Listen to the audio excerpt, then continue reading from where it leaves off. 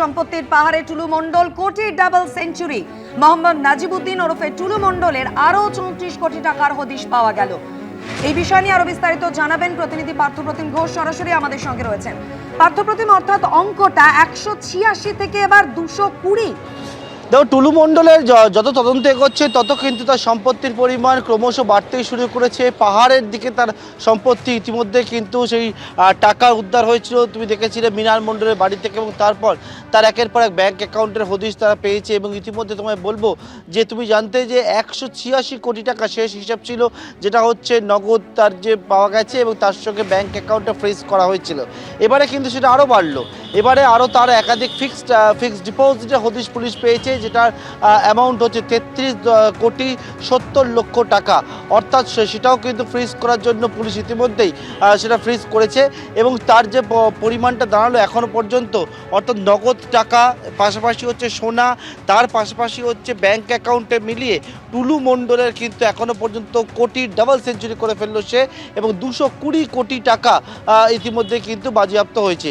পাশাপাশি জমি জমা সম্পত্তি, সেই জমি জমা সম্পত্তি সেটা হচ্ছে 400 বিঘা জমির কিন্তু হদিশ পেয়েছেন তদন্তকারী আধিকারিকরা।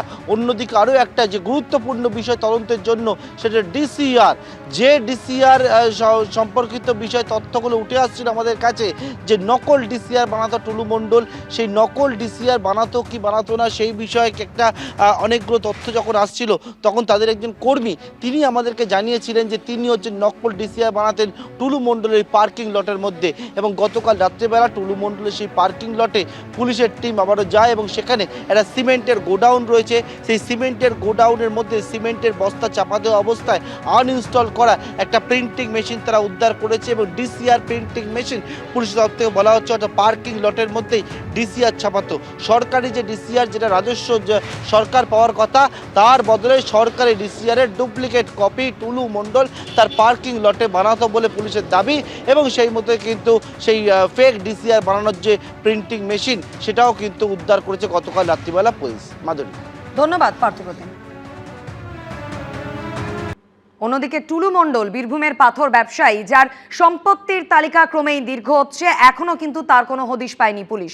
আর এরই মধ্যে আত্মীয়ের পর এবার গ্রেফতার করা হলো টুলু মণ্ডলের ম্যানেজারকে। গতকাল রাতে গ্রেফতার করা হয়েছে টুলু ওরফে মোহাম্মদ নাজিবউদ্দিনের ম্যানেজারকে। ধৃত সীতেশ প্রামাণিক টুলু মণ্ডলের ক্রিমিনাল সিন্ডিকেটের দায়িত্বে ছিল। টুলু মণ্ডলের এক ম্যানেজারকে এবার গ্রেফতার করলো পুলিশ। এর আগেই আপনারা জানেন টুলু মণ্ডলের আত্মীয় মৃণাল মণ্ডলকে গ্রেফতার করা হয়, আর এবার গ্রেফতার করা হলো টুলু মণ্ডলের ম্যানেজার সীতেশ প্রামাণিককে। ক্রিমিনাল সিন্ডিকেটের লিয়াজও হতো টুলু মণ্ডলের এই ম্যানেজারের মাধ্যমেই, এমনটাই পুলিশ সূত্রে খবর।